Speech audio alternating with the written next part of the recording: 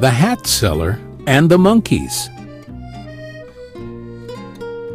There was a hat seller in the city who went to the market every day to sell hats, and he returned home with what was left to sell them the next day.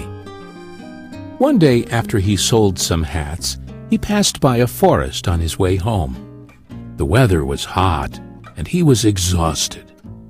He decided to sit under a big tree to rest in the shade for a while, and quickly fell asleep. There were a lot of monkeys on the top of the big tree. They saw the hat seller sleeping under the tree and wearing a hat. They took the opportunity and came down and took the hats from his bag and put them on, then climbed the tree again. The hat seller woke up to the sounds of the monkeys around him. He was shocked when he saw his bag was empty. He looked for his hats and saw some of the monkeys wearing them. The hat seller tried to think of a way to get his hats back.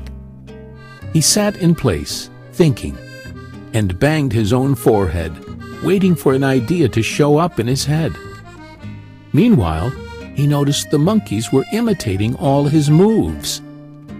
He banged his forehead again, and so did the monkeys. Just then, he took his hat off, so the monkeys took their hats off as well. Finally, he had an idea. He threw his hat on the ground, and the monkeys followed along and threw their hats down. The hat seller gathered all the hats and returned them to his bag.